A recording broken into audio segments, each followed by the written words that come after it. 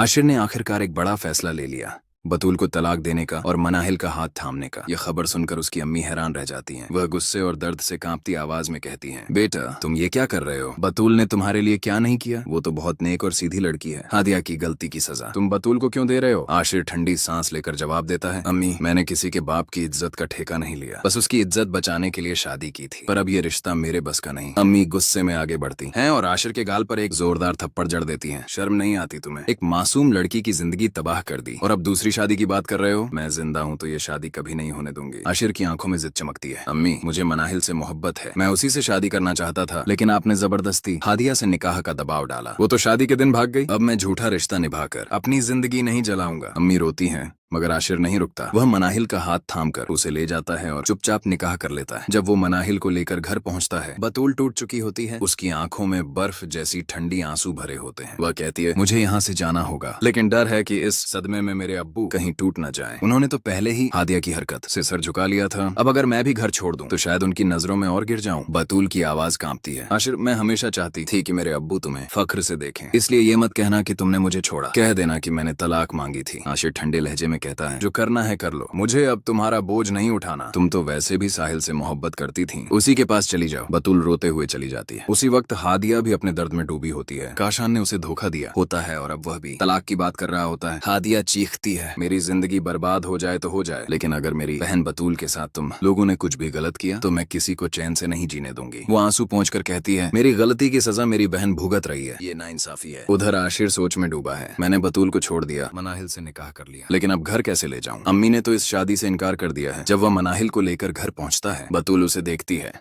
टूटी हुई मगर गरिमा से भरी। हादिया तुमने अच्छा नहीं किया, तुम्हारी वजह से मेरी जिंदगी बर्बाद हो गई। तुम्हें तो तुम्हारा काशान मिल गया, लेकिन मेरे हिस्से में सिर्फ तन्हाई आई। आशिर की अम्मी आगे बढ़ती हैं, बतूल को सीने से लगाकर कहती हैं, बेटा मत रो, मेरे लिए तुम ही मेरी बहू हो और हमेशा रहोगी। आशिर चाहे कुछ भी कहे, तुम अब इस घर की जिम्मेदारी हो, तुम कहीं नहीं जाओगी। बतूल फूट फूट कर रो पड़ती है, अगर आप ना होती तो शायद मैं खुद को खत्म कर देती। मेरी बहन की गलती की सजा मुझे क्यों मिली? अम्मी उसके सिर पर हाथ रखती हैं, कभी कभी अच्छे लोगों के साथ बुरा इसलिए होता है ताकि उन्हें असली अच्छाई की पहचान मिल सके। बेटा सब्र रखो, वक्त सब कुछ बदल देगा। धीरे धीरे हालात बदलने लगते हैं। आशिर को एहसास होने लगता है कि मनाहिल का प्यार झूठ था और बतूल की खामोशी ही उसकी सच्चाई। उसे याद आता है वो हर पल जब बतूल ने बिना शिकायत के सब कुछ सहा। अंत में जब मनाहिल का असली चेहरा सामने आता है कि वो पहले भी किसी और से शादी कर चुकी थी और अब सिर्फ अपने फायदे के लिए आशिर की जिंदगी में आई थी, तब आशिर टूट जाता है। वो पहली बार महसूस करता है कि उसने उस औरत को खो दिया जो सच में उसे दिल से चाहती थी, बतूल।